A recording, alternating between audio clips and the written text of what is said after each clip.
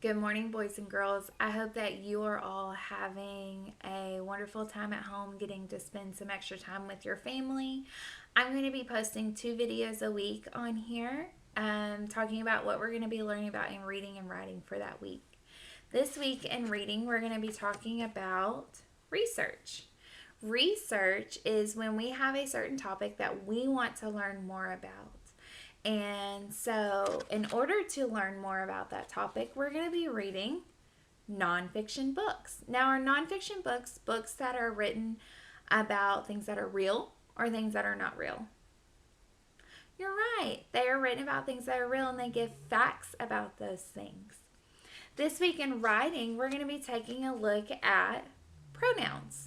Pronouns are words that take the place of a noun. So, for example, instead of saying first grade is reading nonfiction books this week, we could say we are reading nonfiction books this week, or they are reading nonfiction books this week. So, pronouns are words that take the place of a noun. For example, like we, they, he, she. So, be looking for these type of words in your readings for this week. Now, today I decided that something I would like to learn more about are sea turtles. So, I decided to do research on sea turtles. I found a book that's all about sea turtles.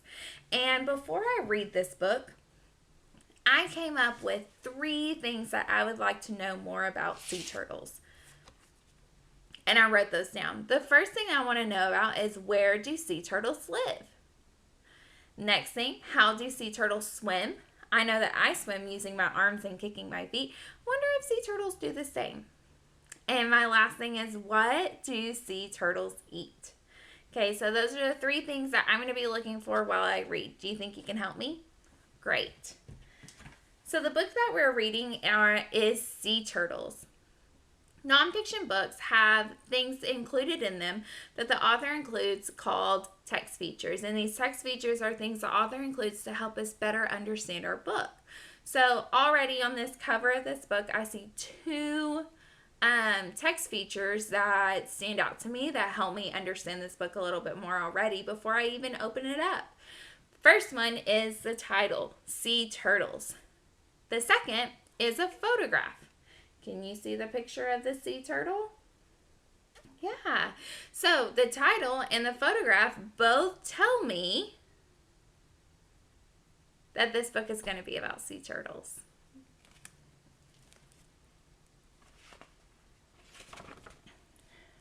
Let's read about animals. Weekly Reader Early Learning Library, Sea Turtles. And it says it's written by Kathleen Poole.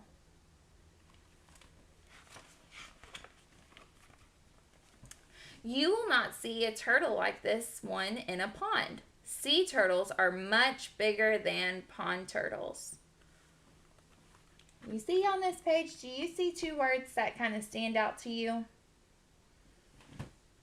Like this word and this word? What do you notice about those words? You're right, they're a little bigger than the other ones. That is called bolded print. And bolded print is a text feature that authors use to have words stand out and separate them from the other words. These words may be very important words that the author wants you to notice on the page. Or maybe they're words that the author knows that you may struggle a little with. And so they're going to give you a little more information about them later on in the story. And we'll take a look at that at the end. Let's take a look over here. Over here we have a photograph. And then up here we also have a new text feature. This text feature is called a label. This label tells us a little more about this photograph. So the label up here says green turtle. So it's telling us that this is a photograph of a green turtle.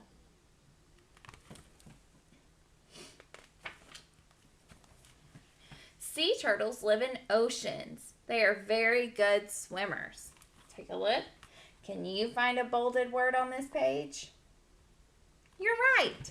Oceans. Oceans is bolded. Now let's think. Was there a question that I wanted to learn about that this page answered? Let's go back and look at my questions because I wrote them down to help me remember. What is that very first question? Where do sea turtles live? Did it tell me where they lived? It did. It said that they lived in the ocean. You're right. And then over here on this page, we have another photograph and a label. This label tells me this is a hawksbill turtle.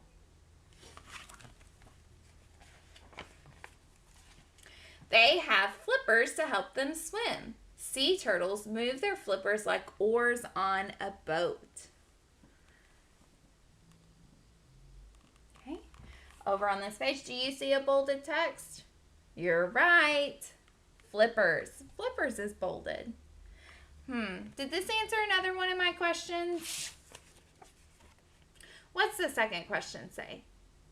How do sea turtles swim? Did it tell me how they swim? It sure did. It said they use their what? Their flippers. So do they swim like us using our arms and kicking our legs? No, they use their flippers. Over here we have another photograph and another label, and that label is showing us that this and this are both flippers. Most sea turtles eat meat. They catch fish and snails with their strong beaks. You see another bolded print? I do too. Beaks. And over here we have another photograph. And this photograph has two labels. One up here that tells us this is a loggerhead turtle, and one down here that shows us where their beak is located. Right there. Did this answer another one of my questions? Let's see. What was my third question? What do sea turtles eat? Did it tell us what they ate? It sure did. It told us that they eat meat and that they catch fish and snails. A sea turtle has a hard shell. Its shell keeps the turtle safe from enemies. And it has a picture with a label of the sea turtle and its shell.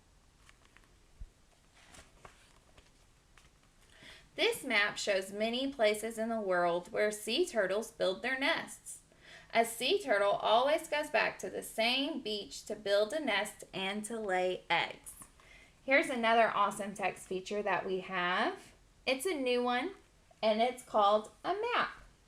Maps are used to show us where different places in the world are located. This map has something very special, and it is called a map key. That map key helps us to better understand and read our map. So this map key tells us that when we see red dots, they stand for places where green sea turtles build nests. When we see yellow dots, they stand for places where hawksbill sea turtles build nests. And when we see blue dots, they stand for places that loggerhead sea turtles build nests.